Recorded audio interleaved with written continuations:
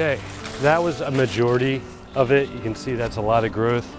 So now we're just faced with this. What's up guys, and welcome to another episode of El Jardín Prunido. Today, we're pruning a grafted tree.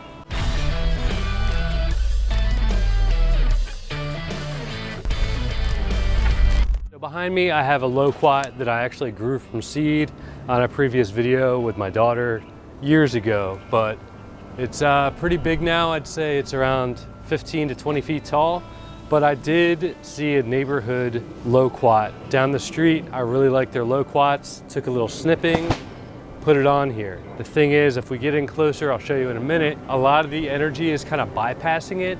So what we want to do is intentionally prune this so all the energy that needs to goes into that one graft. This is potentially going to be a multi-graft, but right now I'm going to keep it at the rootstock, the seedling as a majority of the tree. But I'll show you in a minute, the way it's branching, it'll work out really well to just have one of these branches going into this favorable Loquat. So this is what I mean. We have a main trunk down here, which is, you know, the seedling or rootstock in this case. But coming off this closest branch, this isn't the actual, I don't even know where I got this from, but this is just a label indicating where I did graft. As you can see, the graft is really healthy, but we have a lot of offshoots completely bypassing the growth. And if you look up here, there's a lot of growth that should be going into this. So what we're gonna do is take off any of the other limbs, and we're gonna make sure all that growth gets focused right there. Okay, so the important thing to do with any graft is to sanitize your tools. I'm guilty of not doing this at times, but I've got a brand new isopropyl alcohol, just 71% is fine, or 70%. A little windy today, so excuse the audio. So we're just gonna douse the paper towel here, give it a quick wipe everywhere. That way, especially something like Loquats, not that I've been pruning any other Loquats, but they're really susceptible to blight.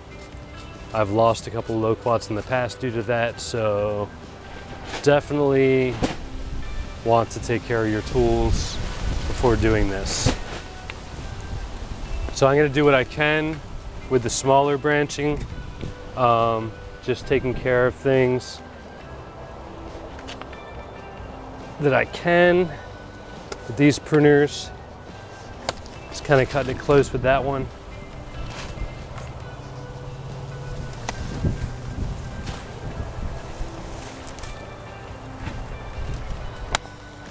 Cutting fairly close to the trunk.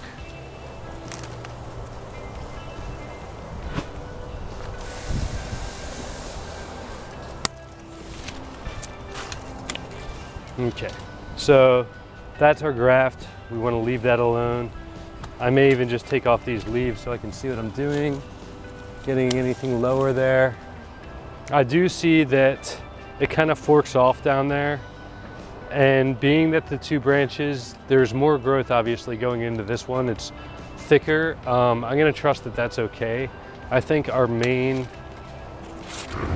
problem here is that it's gone past it and a lot of the growth is bypassing it that way laterally.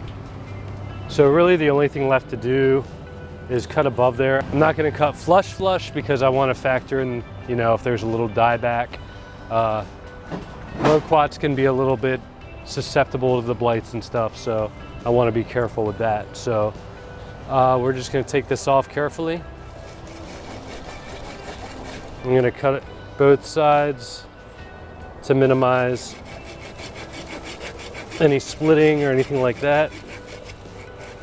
Give it a nice clean cut. We're almost through. Just being careful to make it nice and clean.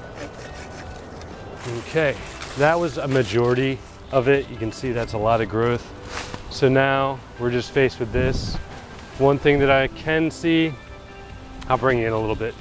This is what I was talking about how it's kind of forking down there, but that's okay. If I have to later, I can resolve that.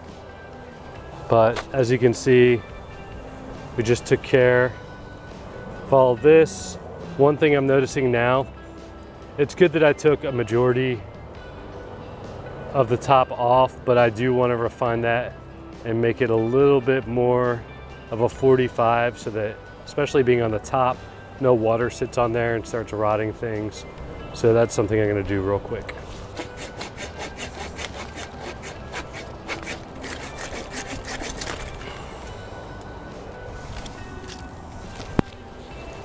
Lost my label there.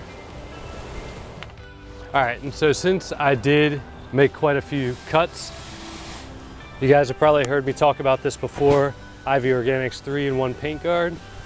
Basically, you can either use this for whitewashing a tree, or in this case for patching up any wounds on the tree. So this is last season. I've already mixed it up, but really all I'm gonna do is go through and paint all these wounds real quick, just to give it a little protection. Especially, like I said, loquats are susceptible to blight, so we wanna minimize any kind of disease. Okay, it's been shaken up. We're just gonna pop the top.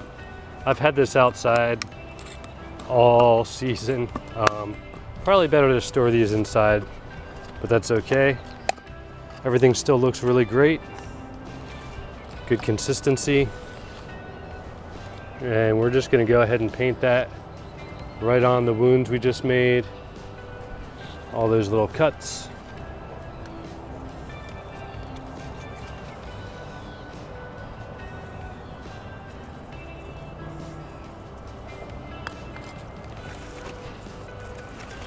Especially on the top there.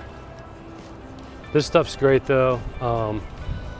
Lets the tree breathe. It's just all organic, essential oils, mostly in diatomaceous earth. And really it's just giving the tree a chance to be able to heal those wounds and not have any insects get in there or anything like that. I'll even go as far as to paint the trunk a little bit, just to keep insects and stuff away, so nothing bothers the tree while it's healing.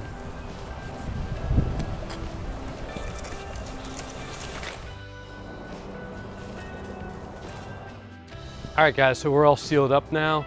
We're pretty early in the growing season, so now that it's early spring, I think a lot of that extra energy can get focused where it needs to be.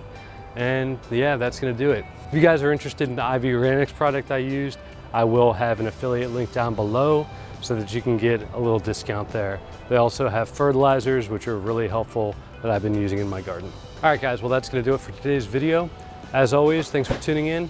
Until next time.